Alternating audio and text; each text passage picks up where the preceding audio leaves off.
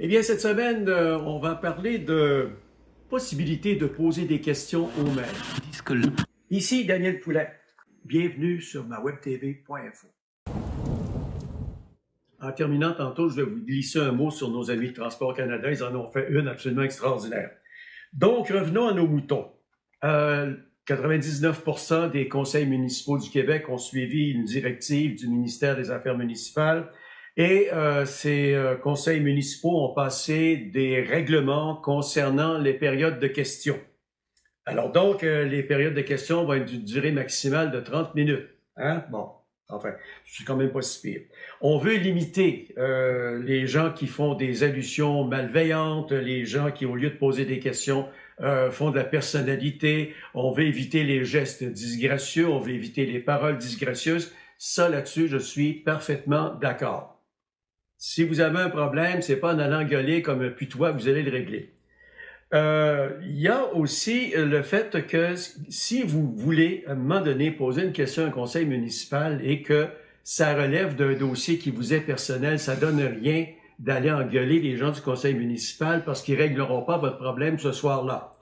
Il y a des procédures, il y a des façons de faire, il y a des gens qu'il faut rencontrer avant d'en arriver à, le bon terme en anglais, c'est blaster un conseil municipal. Alors, si vous avez des problèmes personnels, réglez-les avec les fonctionnaires avant, puis si ça marche pas, appelez-nous, on va vous dire quoi faire après. Il y a encore bien d'autres affaires à faire, autres que d'aller sacrer après un maire. Mais dans ce règlement-là, il y a des choses absolument que je trouve aberrantes.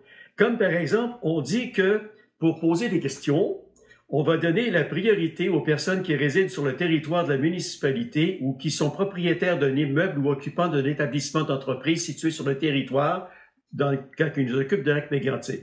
Et on nous dit, s'il reste du temps après que ces personnes ont posé leurs questions, toute autre personne peut poser une question au conseil municipal. Il y a des conseils municipaux qui sont allés plus loin en disant que c'est interdit de faire de la vidéo ou des photos pendant un conseil municipal.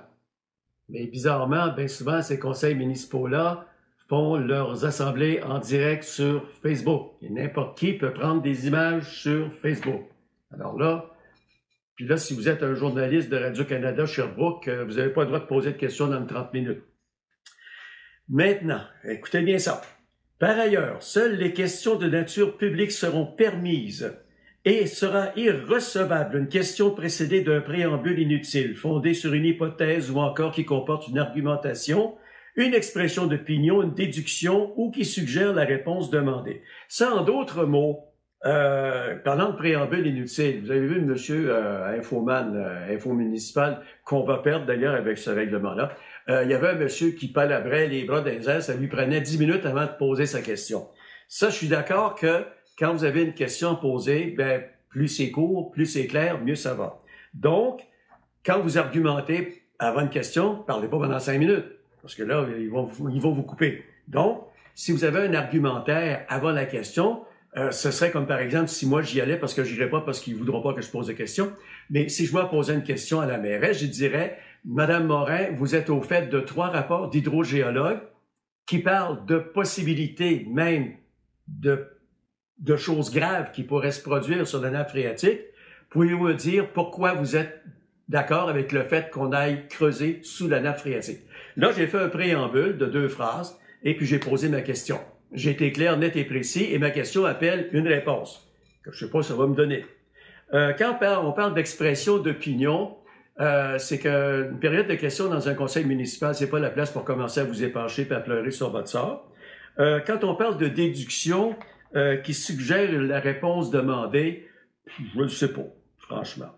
Et on dit ici, les personnes agissant en contravention au règlement relatif à la régie interne des séances pour le maintien de l'ordre, le respect et la sécurité seront passibles d'une amende minimale de 250 $ pour une première infraction et 500 $ pour toute récidive. Et moi, le problème que j'ai avec ce règlement, c'est qu'il est extrêmement subjectif. OK? Moi, je peux arriver avec un ton posé, mais avec une question agressive. Alors, de quelle façon est-ce qu'on va me traiter? Alors, moi, ce que je dis dans tout ça, c'est que les maires des municipalités auraient intérêt à prendre des cours sur l'art de diriger une assemblée délibérante. Parce que, normalement, vous connaissez votre monde dans la salle, vous les voyez venir, et il y a toutes sortes de techniques qu'on peut utiliser pour contrer quelqu'un qui est en train de vous engueuler comme du poisson pourri. Comme par exemple, j'ai déjà vu un maire le faire ici à Lac-Mégantic avec un individu, un citoyen qui était très en colère. C'était un cas personnel.